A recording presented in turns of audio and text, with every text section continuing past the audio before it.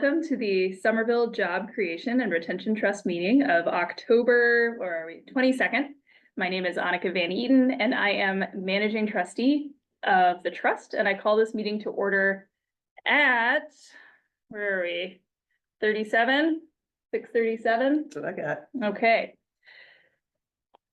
On March 29th, 2023, Governor Healy signed into law a supplemental budget bill which extends the temporary provisions pertaining to the open meeting law to March 31st, 2025. This extension allows public bodies to continue holding meetings remotely without a quorum of the public body physically present at a meeting location, and to provide adequate alternative access to remote meetings. This session will be recorded and is a public record. I will now ask the board members to confirm they're in attendance in alphabetical order. Tom Bent. Present. Vicky Coates. Present. Silvana Dinka. Present. All right. Jim Hatchie.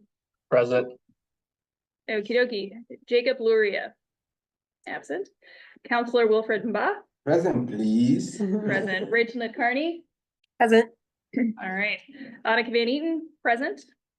Rand Wilson. All right. Currently absent. All right, we have a quorum. I will now ask city staff to present a few rules about the technology. William, take it away. Thanks. Viewers at home, can you hear me okay? Yeah, okay, They're nodding, yeah. great. So, hi everyone, my name is William Blackmer and I'm the Workforce Development Coordinator and serve as staff to the Job Creation and Retention Trust. When agenda item is being presented, presentation materials received ahead of time will be displayed on the screen. If a chair asks for public comment, please use the raise hand function or indicate that you would like to speak, and you will be unmuted or called on one by one and given 2 minutes to speak. Trust members, all votes must be roll call with a motion and a second. The chair will call on each board member for a yes or no vote in alphabetical order. Please remember that any comments typed into the chat box for those of you on Zoom will be part of the public record in accordance with open meeting law, and one-to-one chat has been disabled to comply with our public records law. So I will pass it back to Annika for the first item. Thanks, William. So our first thing is to review and approve the minutes from September 24th. Does anyone have any edits or revisions? No, it's on the screen. Edits or revisions? Not seeing any. Motion to approve. Motion to approve by Tom Bent. Second. Second by Silvana. All right, in favor of approving the minutes, I will read in alphabetical order. Tom Bent. Yes. Vicky Coates. Yes. Silvana Dinka. Yes. Jim Hatchie. Yes. Counselor Mba. Yes. Rachel Carney. Yes. Annika Van Eaton. Yes.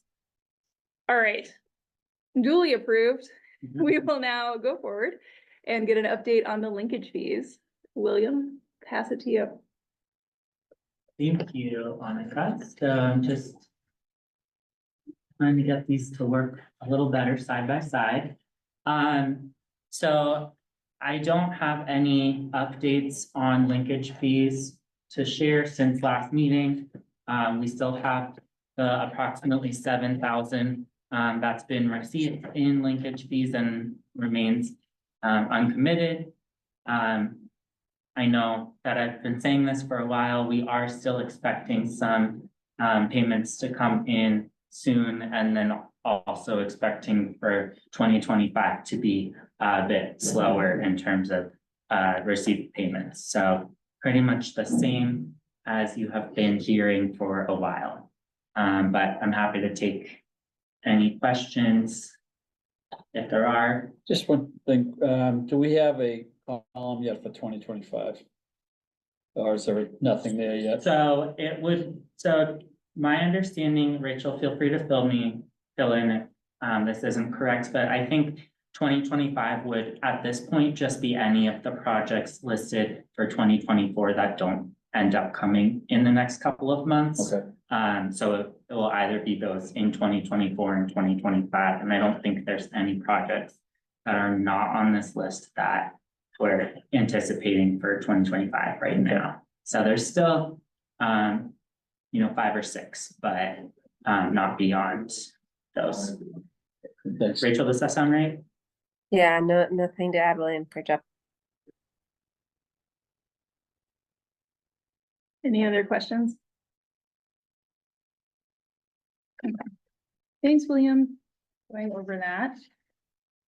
So our next agenda item is reporting back from the industry-specific job training subcommittee. So as folks might remember from last time, we had 3 different proposals that the subcommittee had been excited about funding, but insufficient funds for what we had previously allocated to that line item to fund all 3 projects. And so we had talked about maybe a couple different ways of taking other funds that were aligned to similar things to be able to use for these industry-specific trainings. And William thoroughly summarized these things in a memo that was sent out to everybody. So we have a couple of updates from the conversation from last time. One is that William met with our post-secondary success team colleagues and the finance director who okayed using $20,000 from the funding allocated to that program towards industry-specific job trainings. And then we also are okay to re-obligate the balance of the job training scholarship to fund these job training programs. We had talked about this last time. It was basically, it's sort of the same idea, or it is exactly the same idea, and has been sitting there for a while and hasn't been used. So this way we'll be able to make it actionable into this funding. So that's the update on the industry-specific job trainings from the success program side, which feeds us into some re-obligation and distribution votes tonight. So I'm going to shift to agenda item 4, our first vote on tonight's agenda, and that is to re-obligate the $53,000 and $53,040 balance in the job training scholarship fund towards these industry-specific job training programs. As a reminder, this was an agreement with SCC to distribute this fund. That agreement expired in June 2024. And so we would just need a vote to be able to use these for the industry-specific trainings. Does anyone have a question about that? I'm looking at the internet folks too. Rachel, was that a question? No, I was going to motion to re-obligate. All right, sounds good. Yeah, So- I was curious. Oh, we have a question real quick. Yeah, so, is it, are some of them renewals or like, this is like, so we have, like for the Pac-Man, is it like a renewal or this is like a new? No, that's a brand new program. So Sorry? it's a brand new program to Okay. us. Yeah. And then all of these will go out as, it's not a renewal, they had to reapply. Okay. Yeah, Sure, thank you. sure. Rachel. Are you motioning? Yes, I will motion to re-obligate $53,040 from the Job Training Scholarship Fund to fund industry-specific job training programs for Somerville residents. Okay, awesome. So all Second, in. Okay, we got a second from Jim. Great. All in favor, Tom Bent, yes. Vicky Coates. Yes. Sylvana Dinka, Yes. Jim Hatchie, Yes. Counselor Mba, Yes, Rachel Ned Carney, Yes. Annika Van Eaton, yes. All right, that passes. And that is exciting. We can move on to more voting, which is great. Get to distribute some money. And get these programs funded to train Somerville residents. So these are the 3 recommendations on the screen from the subcommittee. Thank you all for your work, subcommittee, to distribute these amounts to these programs. So I think we'll go through them Well, before we start, we will go through them one by one, but before we start, I want to see if there's any questions about these. All right. Cool. You want to take the first one? Sure. I make a motion to distribute $142,427.93 to Mass Hire Metro North Workforce Board for the Youth Pac-Man Program. I will second. All right, seconded by Tom. All in favor, Tom Bent, Yes. Vicky Coates. Yes. Sylvana Dinka, Yes. Jim Hatchie, Yes. Counselor Mba. Yes. Rachel Carney, Yes. Monica Van Eaton, yes. Measure passes. All right. All right, we have a recommendation on just to start. Someone want to make a motion for that? I'll make the motion. Great. Vote to distribute $125,565 to Just a Start for adult career training programs. I'll Second. All right. Tom Bent, Yes. Vicky Coates, Yes. Sylvana Dinka, Yes. Jim Hatchie, Yes. Counselor Mba, Yes. Rachel Carney, Yes. Monica Van Eaton, yes. All right. And then we have one final vote tonight for Perscolis. I can make that. You want to? Yeah. Go ahead. It's like a way smaller amount, so I'm always I'm pretty conservative when it comes to funds. So vote to distribute $50,000 to Scholars Greater Boston for IT training program. I'll I second. second. Okay. All right, all in favor, Tom Bent, Yes. Vicky Coates, Yes. Sylvana Dinka, Yes. Jim Hatchie, Yes. Counselor Mba, Yeah. Rachel Carney, Yes. Monica Van Eaton, yes. All right, exciting. So that funding will go out, Yeah. Good job, committee. start doing some trainings. We're very excited. We appreciate the partners who applied for this funding and are excited for getting those funds out. So that now turns us to review where we are on our 2024 investment priorities. Yeah. Now that we've just made some forward movement on the job training priority.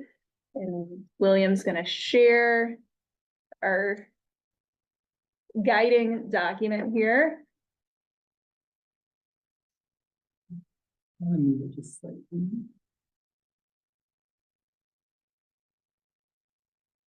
Okay.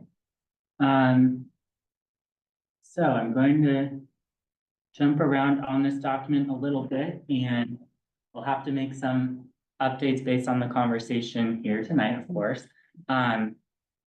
Just to circle back to the top of the 2024 priority list, I am working on grant agreements with Scale and Bunker Hill for the distributions that were voted on at the last meeting. So those are in the works. Yeah,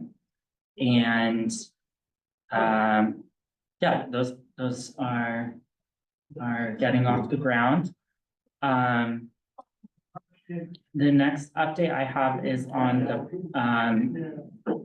priority 3, the post-secondary program, as we discussed, out of the $100,000 that the trust obligated to fund this program. The first 20,000 is to be spent on student emergency funds. We're partnering directly with colleges on addressing this. And then the next, I put 15 here, but it's roughly 15 to 20,000. I'll need to look back at the exact dollar amount.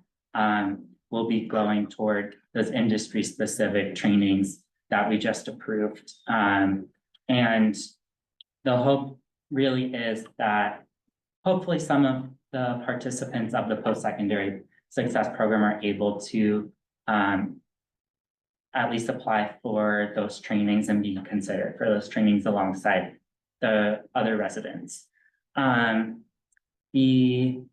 priority 5, the industry specific job training program, we just had 3 votes on the agenda.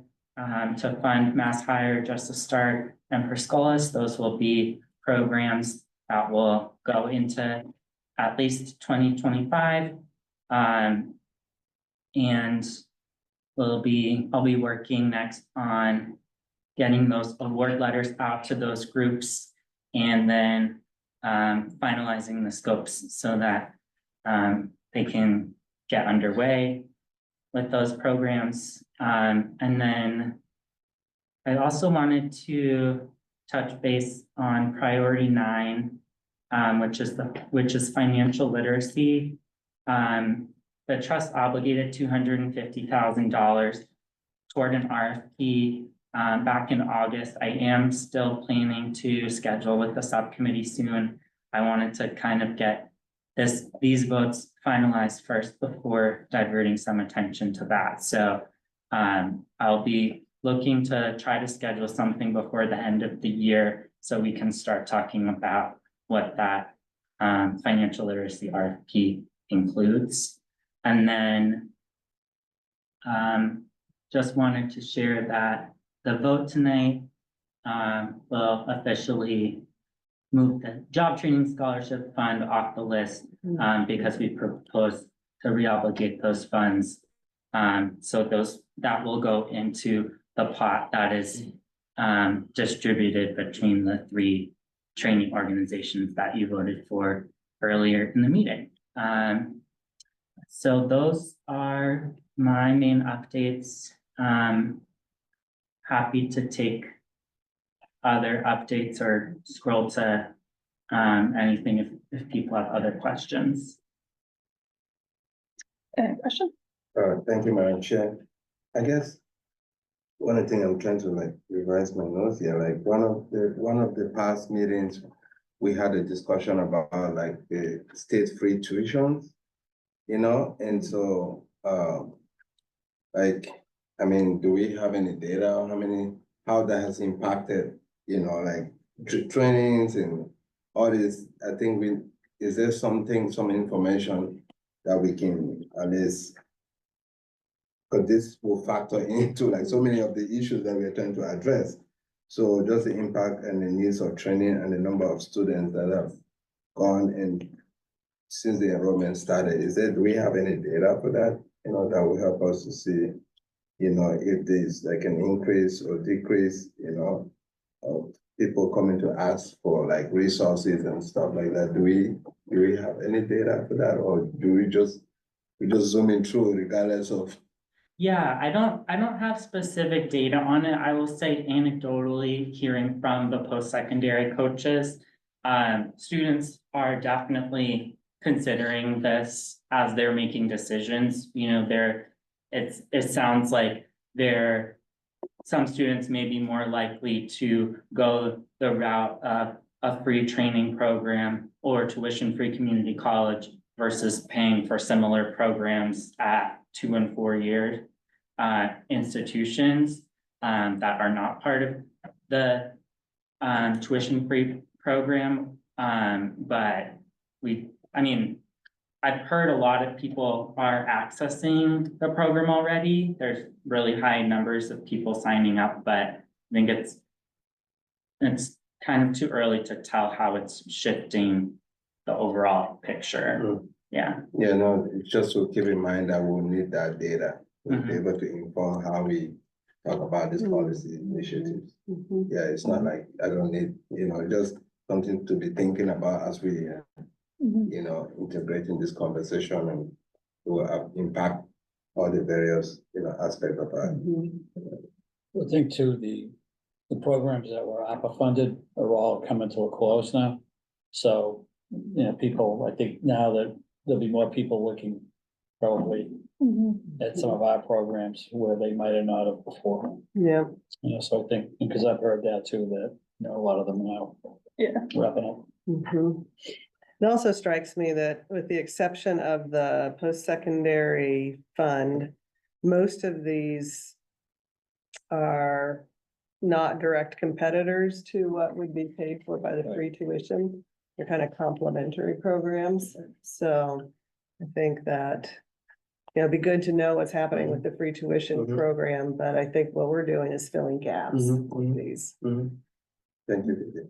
I think the state announced too, I saw a few announcements recently, what was that, like $5,000 stipends? Mhm. That they were for different training programs that were Mhm. approved by the state. So that just came out also, so. Mm. Yeah, no, that could be a competitor Yeah. to our programs. Yeah. Rachel has a comment. Oh, Yeah. thanks. Hey, Rachel.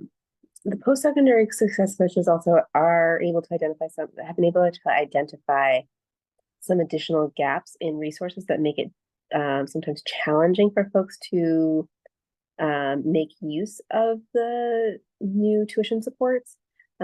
It has to, my understanding, and we can get Chatty and Regina to also write something up for us a little bit as well, if that's helpful. To participate in the program, you have to be on a degree track, right? And so you can't, not every class counts for free tuition. And because you have to be on that track towards a degree, you also do need health insurance. And for those who do not qualify for Mass Health, that is not an insignificant cost barrier. It has been something that they've been seeing in the folks that they are working with, and in their conversations with Bunker Hill, that is a barrier that might be something that the Jobs Trust could consider to support folks who do want to go that path. There may be gaps still in the service. Rachel, I got a question. So certificate programs that the colleges are offering, they're not covered under that? I don't know about the certificate programs. It's the things that are like your entry ESOL classes, like we just funded, would not count. Yeah, I think if the certificate, if the classes they're taking for their certificate don't count towards credit for an associate's, then they're not Okay. funded, so. No, there's a lot of programs, especially in construction, like project management, things like that, that are definitely certificate based. Some of them do, I know Wentworth and Northeastern, I think, do. You can go for the certificate, but I think it does go to credits too, so maybe that might be the kind of the loophole there, yeah. Mhm. Well, that's good. Yeah, so definitely still some pieces of it that are being worked out that make it not a, Easy. umbrella solution, at this point. Have any other questions or comments about looking at our investment priorities? Oh, one question on the issue we've been talking about with the job quality and human resources training for small businesses and the worker rights curriculum. Last time we said that legal was reviewing the job description. Are there any updates there?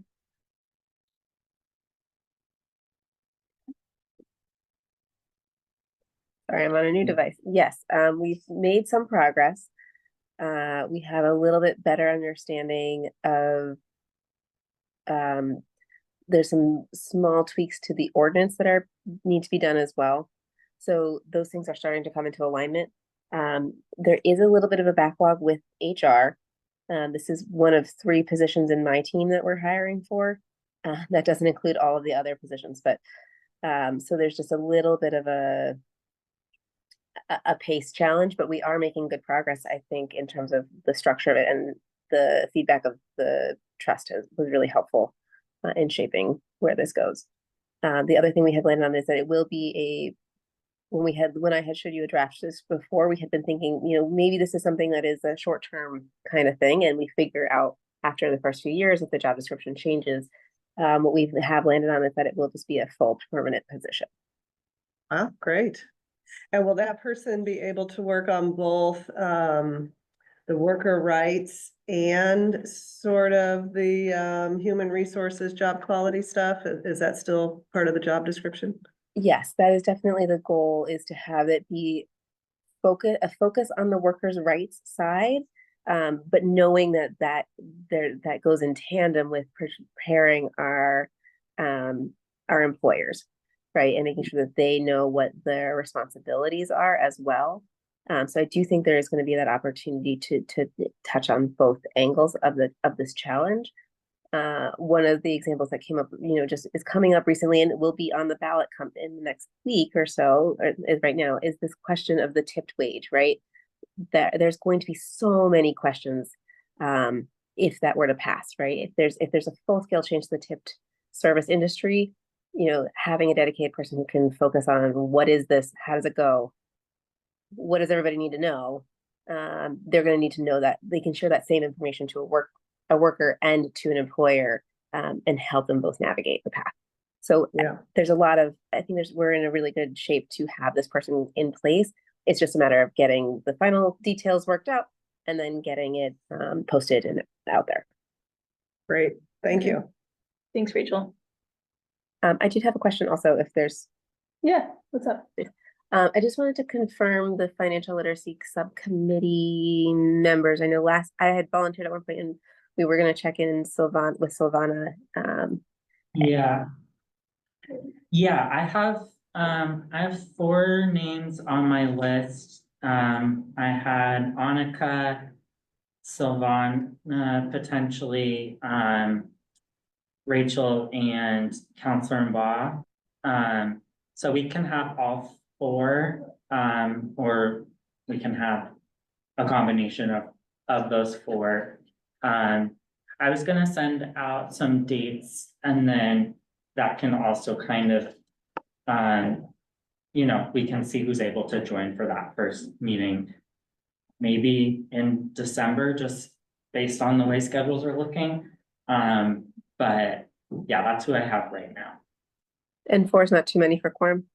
No, 4 is just shy of 4, so. Because I was gonna say I'll bow out if needed, if others were interested, but wanted to make sure that we weren't gonna violate issues. Great. Silvana, do we have a question mark next to your name because you weren't sure if you could do it or because we volunteered you in your absence? I think you volunteered in my absence, but Okay, are you interested? I will say that Rachel knows much more in the program. So if someone needs to step out, I will. It's okay. I don't want to be an obstacle. I just want to. Oh, I don't think Yeah. anyone needs to step out. I just wanted to see if you wanted to be on it. Yeah, I'll send the times for all 4 of you and then, Perfect. if all 4 can make it, that's great. Cool. Amazing. Awesome. Thank you for your volunteering, Silvana. Thanks, Rachel. What happens when you're not there? Oh, man. Okay. Let's talk about our annual meeting, Yeah, which is coming up. It is agenda item number 7. So our next trust meeting is on November 19th. It is going to be our annual public meeting. Do we have the draft agenda as a document, William? I don't. Okay. I have it as like a slide, so Oh, yeah. there you let's do go. that. give me just a second. Cool. Um, All right. So this is going to be a hybrid format at the Tufts Administration Building on Holland Street and on Zoom. So this will be our first in-person opportunity public forum since the first public forum, right? Okay. In 2019, Mm. right? I feel like we did 2. 2 in-person. Yeah. We did one at the VNA, Yeah, Right? that's right. Yep. Sorry, When was the other one? might have been 2019, Well, right before COVID. yeah, Oh, but that no, was I our, think you're right. that was our first one. That was our first and only Okay, in so it was person. the Tufts, yeah. I think, Yeah. yeah. Yeah. I don't know, like, somebody of the phone that said there was like, their water got shut off. Like, Oh, okay, we're good. oh, Oh, okay. yeah. Yeah, Yeah. that's, Oh. yeah. So if you see me leave, I'm not, it No, doesn't. no worries. We just We, put you on 5 committees for you. yeah. So that was it. That was like. That's the penalty. Yeah, it's gonna be a meeting a week for the next couple months. He's Yeah. laughing. Okay, cool. Oh, thanks, William. So, Vicky, William and I put together this draft agenda and we're excited to get board feedback on this. So we will, of course, orient people, introduce what is the JCRT. He's gonna stick in. No worries. Look at what is the job linkage fee funding in the current picture, explain our prioritization process, overview of last year's investments, talk about our current obligations, have an opportunity for questions, and then have community priority discussion and public feedback. So this year is a little bit different from previous years, because previous years we had a ton of money to spend, Mhm. and we're asking people how to spend it for the year coming up. As it is, we've obligated currently most of our money, which was intentional, and we have other money coming in that we are going to try and spend at a slower rate than we had previously, so that we can make sure it lasts longer. That's our proposal. So I think the idea for this meeting is to talk a little bit about where we've been, talk about the funding picture to come, share our what we're thinking is our vision as far as holding, spending, and then have an opportunity to hear from the public. We were talking about having 2 different focus questions, and then an opportunity for people to share, whatever their feedback is as well. Of which past, current, or planned investments do you most support and why? And what is missing, or what would you change from our investment list? And then I think people will also come with if they have any thoughts that don't fit within that, they would obviously be welcome during public feedback. So that's a little bit of what we're looking at. And I will pause and see if folks have any questions for what would be the best way to build on this, add to this, shift it, use this time to get public input. I guess, like, this is like the first time I'm, so. Yeah. What was the methodology that you guys used last time, Oh, yeah, so it's a little bit different from last time. Last time we had, as a board, put together a proposed obligation list, priority list. And then we presented our priority list, and we asked people if they agreed with the priorities, if they would reorder them, if they would change it. And then we had a conversation afterwards about that. I think the difference here is we're not bringing an already fixed priority list, because we have instead like a whole list of things that we're already spending money on. Yeah, so it's kind of more of a question of what else? Yeah, What- like, what's this is what we're missing? doing. What's really missing? We might have more Give us a money. thumbs up Yeah. or suggestions. Yeah, so that's the main difference. Gotcha. And then they were also all on Zoom. So they were all on Zoom, Oh, I see. except for the very first one. Yeah. Rachel, Oh, thank you. Hey, Rachel. you're muted. Yeah, go ahead. Sorry, it's multiple like screens, unfortunately, to get back to the button sometimes. The question I was having is in the conversation around the current funding picture, and maybe also like as we're talking to folks about like brainstorming where to spend the additional funding, I wonder if there's a space for a question that's like around the percentage to hold back, right? Like, I don't know if that's a question that is for this or audience, or if it's more of a show and tell. But basically, that like, we're very open. We've been talking about that in all these meetings, that like the picture is looking like some zeros on the horizon for an unknown amount of time. Yep. And I do wonder if there's a degree of, we want to ensure some level of continuity of programs for at least 2 years, at least 3 years. Like, is there a question that like I could see us get to a place where we say, okay, these are the priorities that we want to see for the next investments, but we want to ensure that those programs have some continuity beyond a single year, because we don't know what the funding picture that next year looks like. Yeah. And is that are we then making our awards for a 2-year period, a 3-year period, like something that allows us to give our residents who are seeking those services some like clarity that like, yes, ESL programs will still be funded in 2026, even if no dollars come in 25. Yeah, thanks, Rachel. So sort of framing a question as an opportunity for people to give feedback on our proposal of more conservative spending to make the funds that we have last longer, if that resonates with people. I think to make sure we're explaining to them that, because some of these programs are building off each other, right? And so as people kind of progress through them, we want to make sure we're giving them, you know, they can get from A to B or A to C. And I think that's probably, because that's one of the things that we've talked about a lot was continuation, so that whether it's ESL and you're at level, you know, A, you want to get to level B and C so that they can keep progressing and stay with the course, basically. Yeah. So I think making sure that we're explaining that. Yeah. And we're being conservative because we really don't know what's in focus for us for the 25 and 26. And I think that's been consistent with what we've been doing all along this year. Right. So I think that's probably a big piece of it, explaining to them and then getting feedback, you know, it'd be great.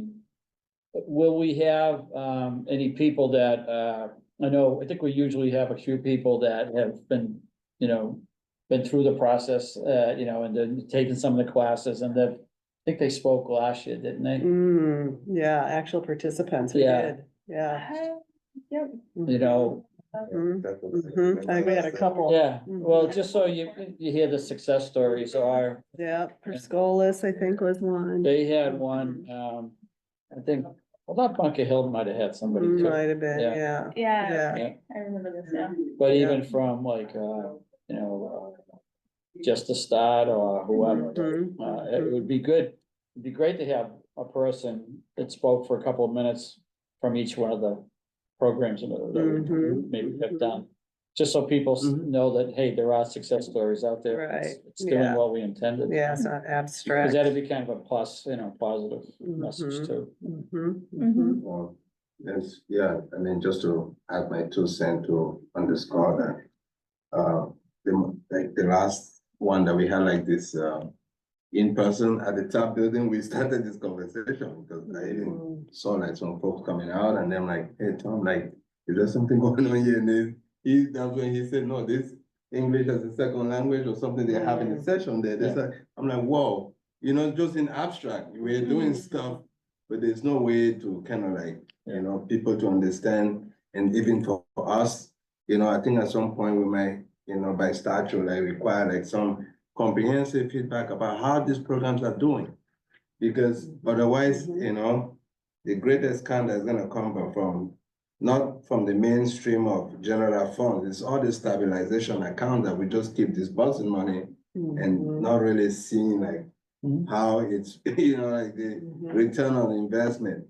Just to say the juice is what they squeeze. We actually know that, but we wanna let the public Let see people that. know. Yeah, humanize it. Yeah, and Silvana, I see you have a comment.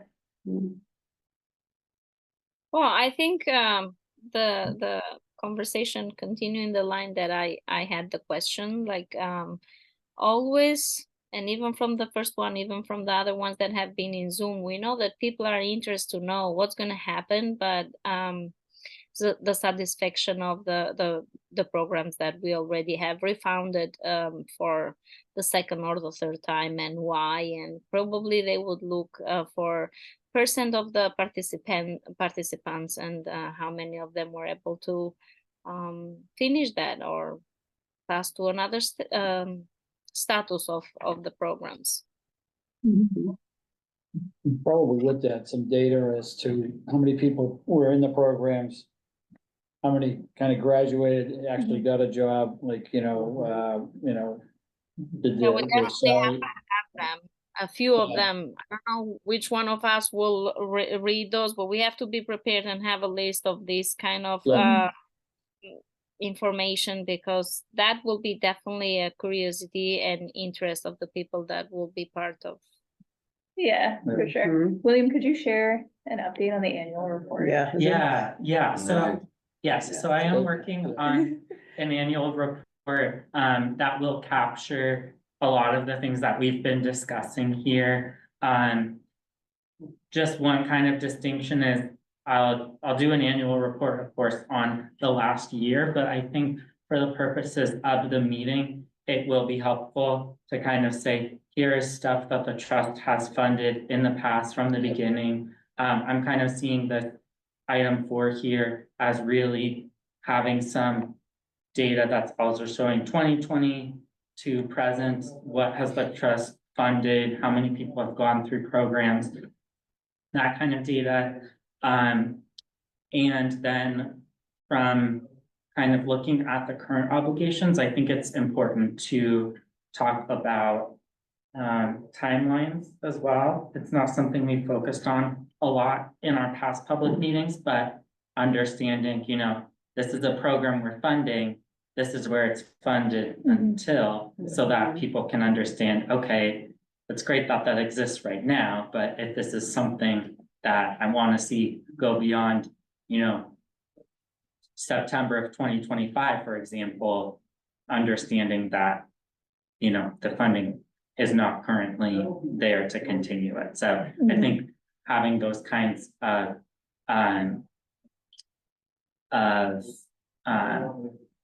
that kind of level of information is helpful. I agree. The annual report, I can pull it up and show pages. It's looking very similar to the past. The pieces that I'm still, oops.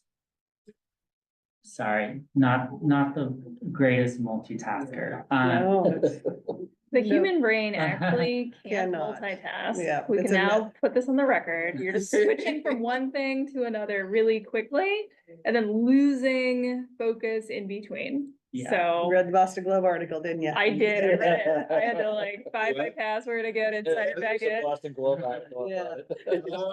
Multitasking is a myth. Yeah. You actually When don't did do it, is it this week? It's yesterday, Yeah. I think.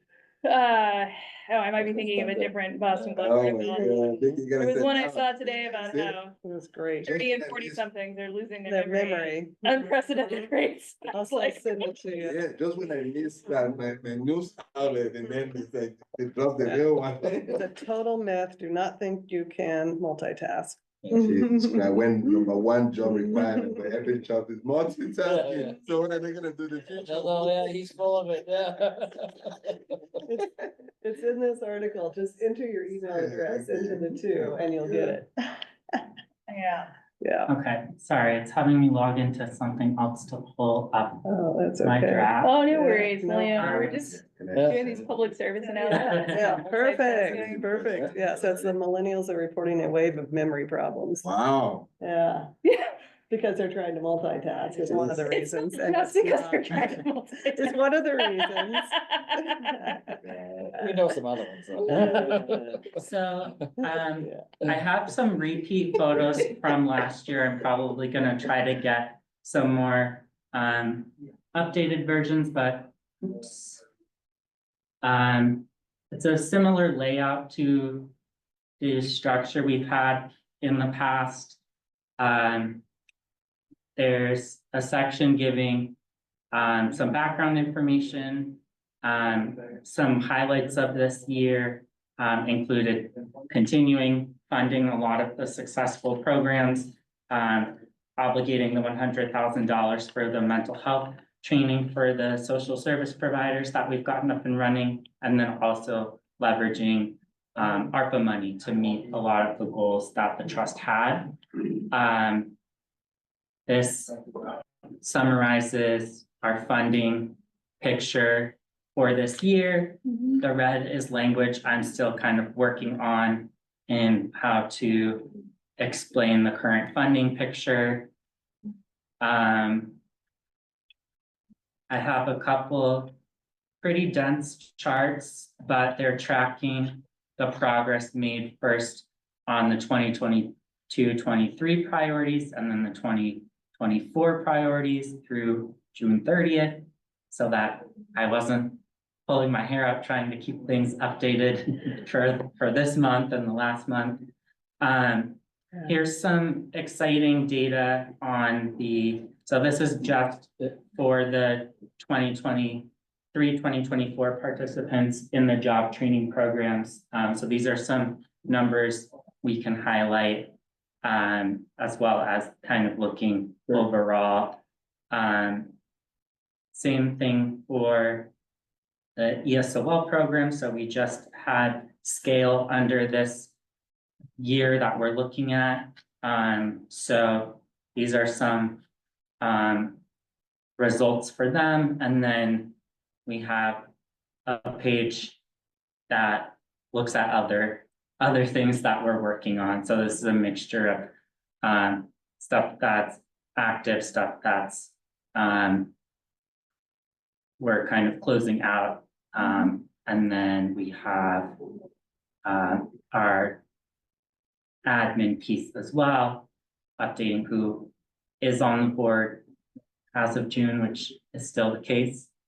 And then some acknowledgements. So the presentation will have some similarities to this, but like I said, it will bring in a little bit more of you know, here's historically what the trust has funded, because I think it's helpful to show that you know, show programs that maybe didn't run last year, but ran in the past, and what we've kind of done to date. So I mean, just a Yeah. question on, Yeah. this looks great, by the way. Let's give it up to William. This is That's right. amazing. Yeah. If I was your boss, you're gonna get an instant. This is Rachel, do you hear that? Richard is your boss?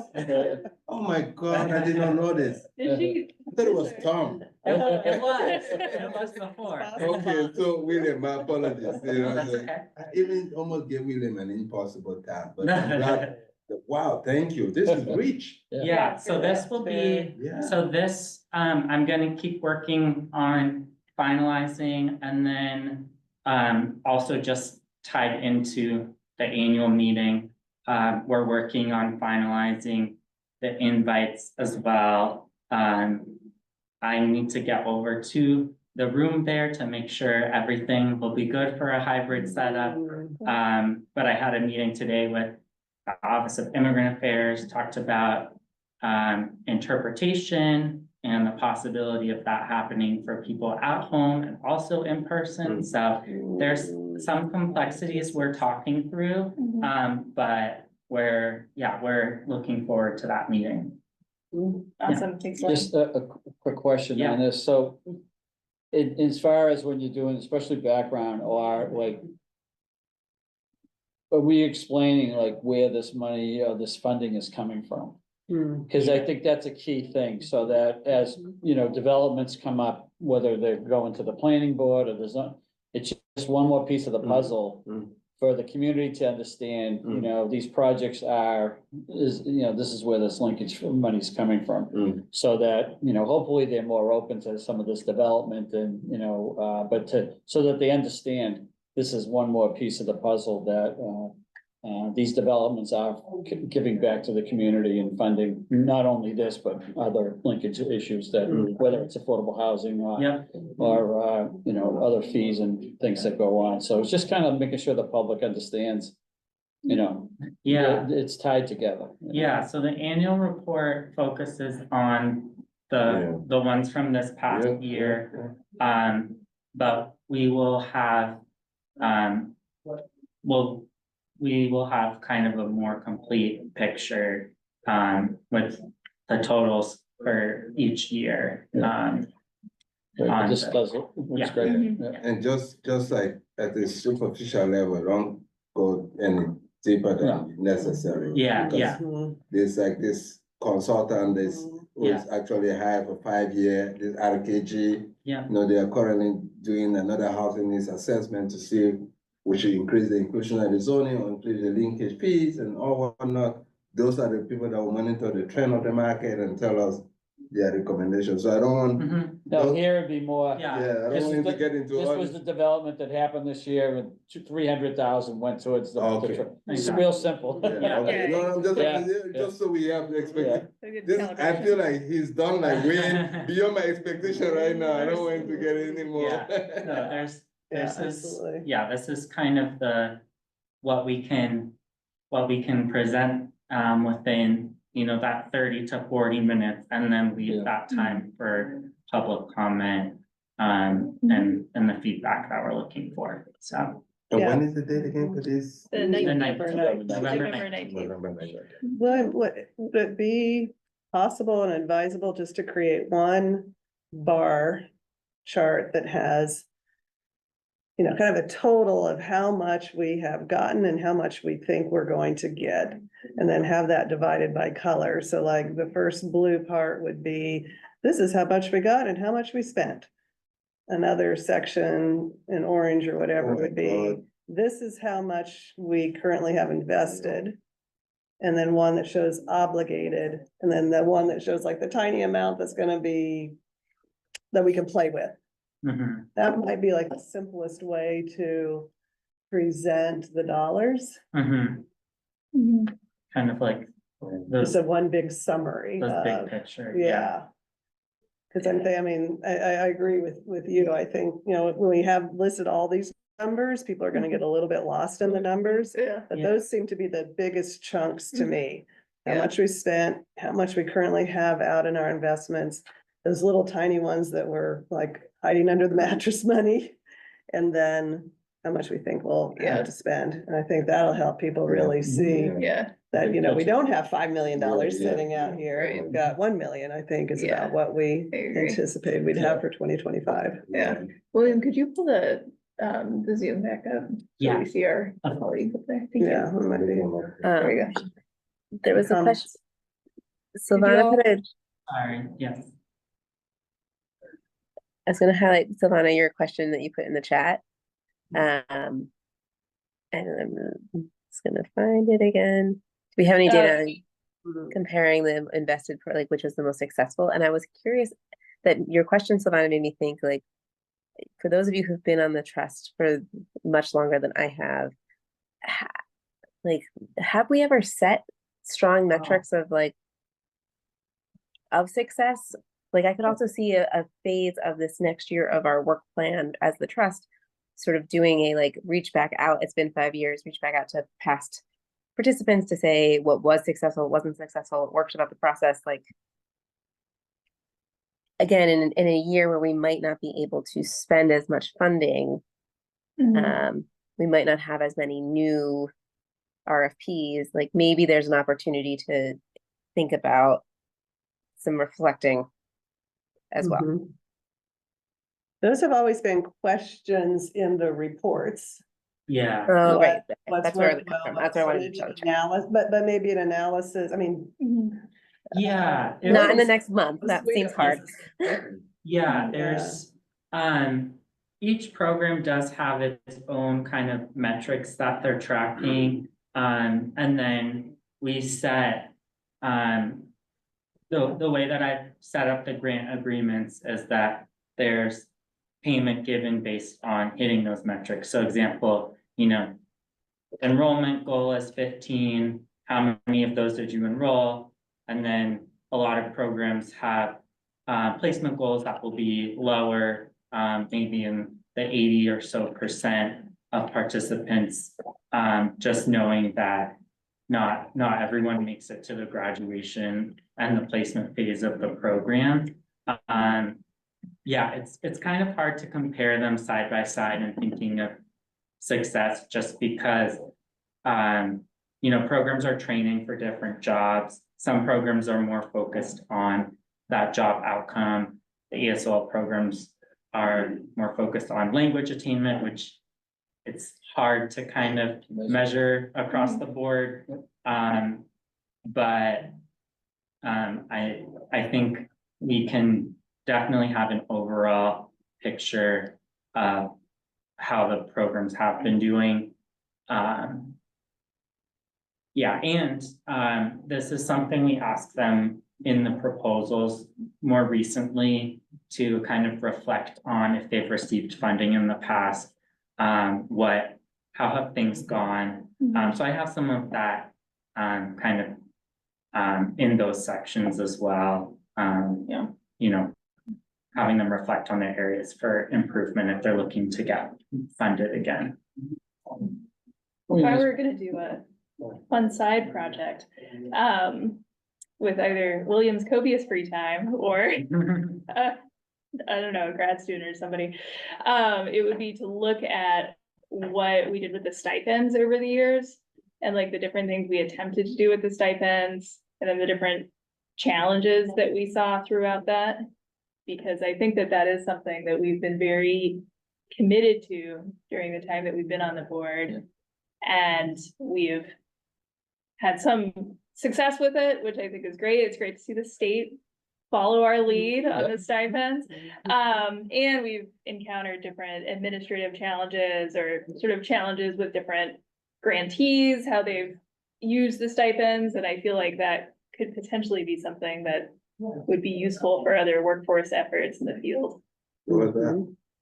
Pardon? Can you elaborate on that? Steph? Yeah, the stipends that we provide to participants within training programs. So that the idea is that they can cover some of their cost of living expenses Gotcha. while they're doing And the this. state actually is doing that now, the state. They just announced they're starting. Yeah, yeah, Some of it leads the way. Always. yeah. Well, and I would add to that, Anika's chair like this. Yeah. Well, Vicky was chair for many years. I'm just following in the big footsteps. I survived on stipends at school, so. And you've been advocating for that for Yeah, a long time. Wow. Yeah.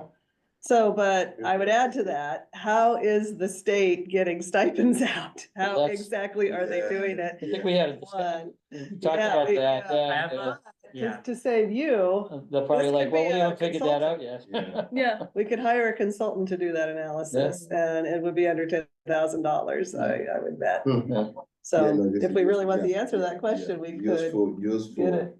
information. I'll have a partial answer on that question, actually. Oh, okay. And it's that they are going through a third party because they have the same limitations about Okay. giving direct assistance. Mhm. So, And who's the third party? Is it a nonprofit or a school?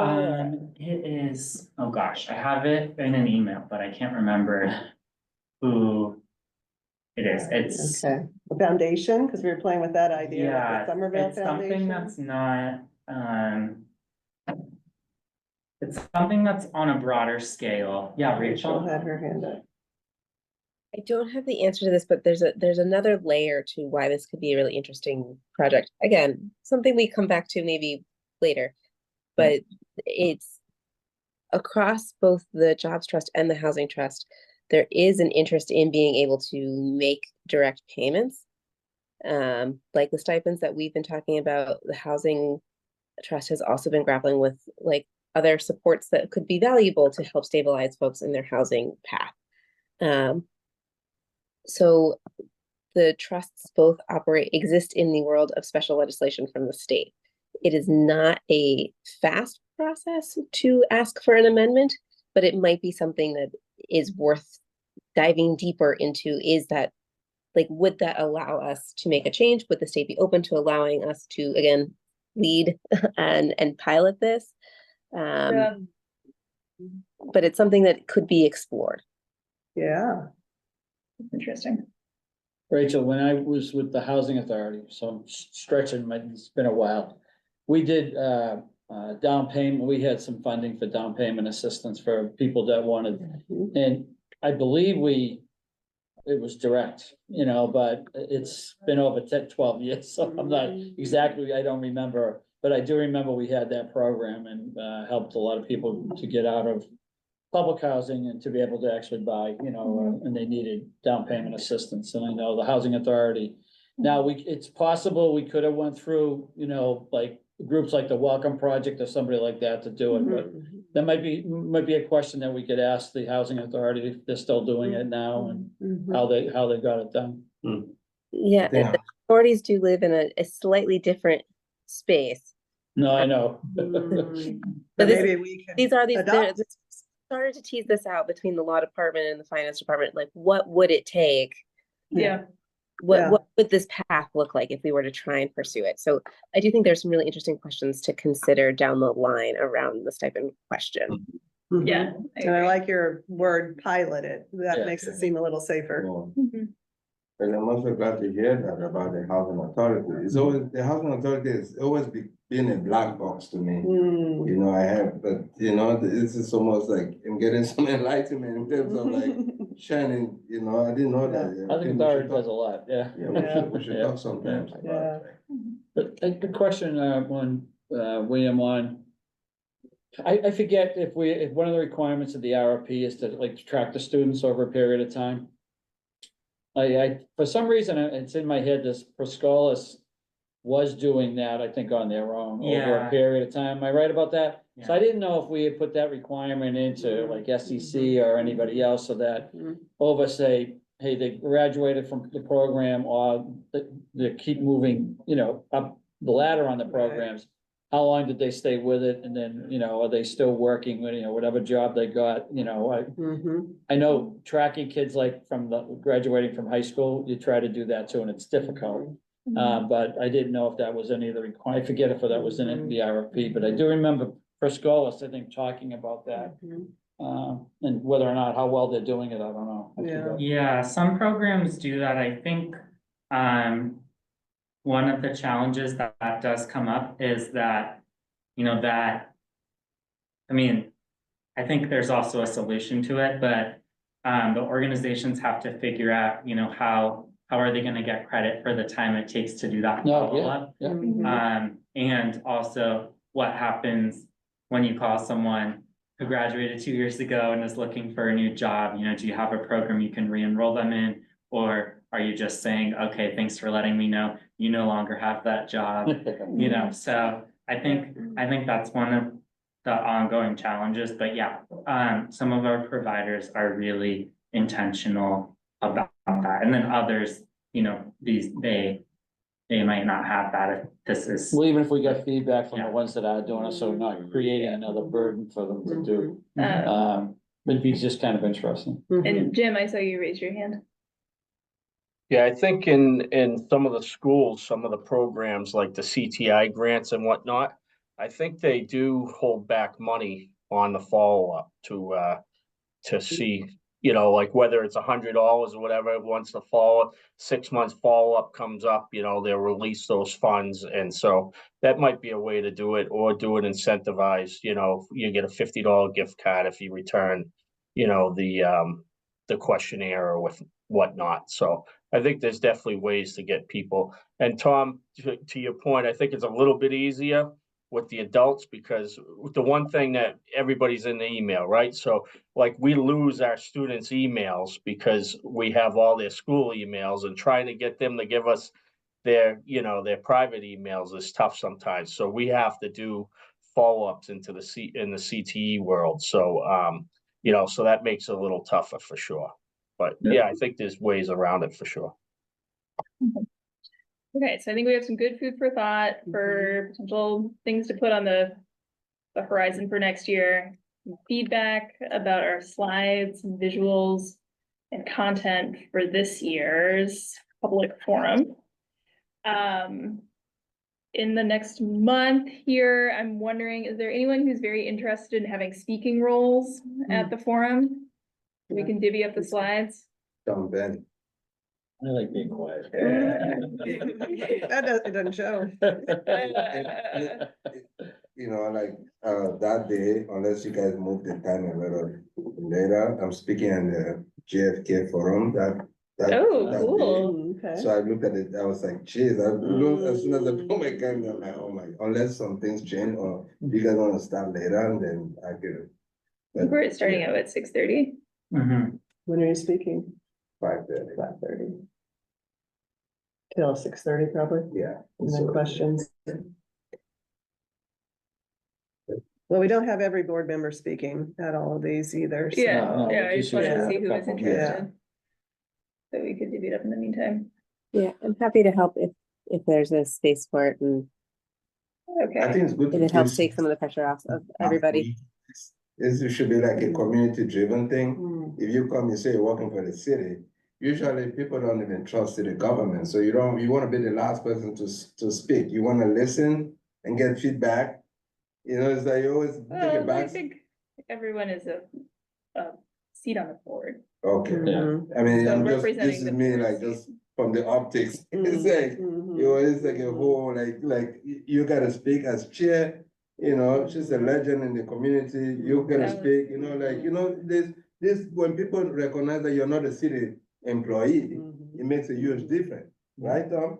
Yeah, no, I know what you mean. Yeah, I so think the past ones, I haven't gotten that feeling out of anyone that, oh, the city's speaking, chill. yeah. Pretty It isn't, chill it's board. not a, plus, well, it'll be interesting, because the last couple of years have been virtual, so it's a little hard to. Maybe, who knows? Yeah, maybe- I'm also speaking from- I've never Okay, been so to I one of just, these. I really just wanted to see who I could divide slides among. So Vicky and Yeah. Tom nominated each other. I'm Yeah. now gonna give them opportunity to actually volunteer themselves if they're in. Oh. All right. Anyone else on the Zoom wanna speak? All right, no worries. Rand All right, usually speaks. Yes, yes, Vicky. we can volunteer. We're gonna right? draft Yeah, we can draft who's not here. Rand and Wow. Jacob, Yep, I you volunteer. guys gonna run the whole Yeah. meeting. I volunteer. If you're watching. I think Rachel's trying. Oh, sorry. Hi, Rachel. I was gonna assist if it's helpful. And then also William and I will keep working in the background as well as to get some additional support so we don't end up with a Zoom bomber. I'm realizing that we gotta pull a few extra hands. Yeah, Yeah, that sounds good. Thank you. Okay. and just Wait, to, did I just, Jim? Is that you? Yeah, if you need me to do a slide or two also, I'll be part of the team, no problem. Great. Okay. perfect. Just a question on the community input side. Do we just want to have them come up and give their 2 minutes input? Yeah, I think Okay. so. Some email. Because before we've used sheets and Yeah, I think, forms and stuff, just kind of keep it basic. yeah, Okay. and I think too, hopefully we get, it'll be in person too, we get some people Mhm. that actually show up. I know, We had a big meeting though, Big meeting, last the in first person. meeting. Yeah. Yeah, I mean, there was Yeah. probably 30 people there. that's true, yeah. What I have noticed though is people been pushing back on just virtual meetings more and more, especially with the city. Mhm. So hopefully they'll actually show up. Yeah. Is there like a way for an email for people to follow up, people that could not attend, just to say? Yeah, we always have an Mhm. opportunity for Okay. written Yeah. feedback. Yeah. Yeah. William. Yeah, you Yeah. can keep it open for a 2 period of weeks. time, right? Yeah. Yeah. Mhm. Yeah, in case they can't make the meeting. Yeah. Yep. Okay. Okay. Thanks, folks online. Thanks, folks in person. I believe that brings us to the end of our annual meeting and agenda item. So we'll be following up with folks who expressed interest in speaking with some slides. And then we'll also get the slides in advance. And William, you'll share other details as needed between now and then. Yeah. Oh, and I did want to say, so the next meeting is the 19th. It is a hybrid format, and I really think it would be great if the board members who are able to Yeah. could be here in person. Yeah, So absolutely. I strongly Second that. encourage in-person Yep. board meeting attendance. Mhm. Where's it gonna be?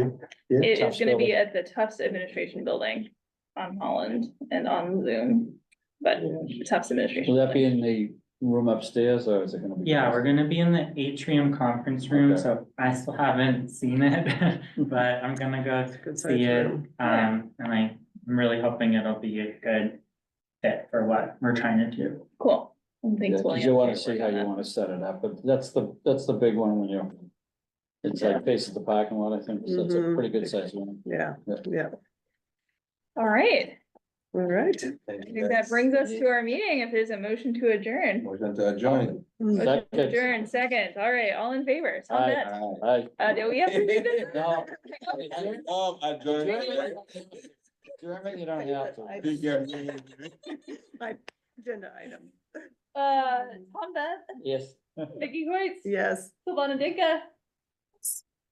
Are you in favor of adjourning? If she said yes. Yes, okay. Jim Hatchie, Yes.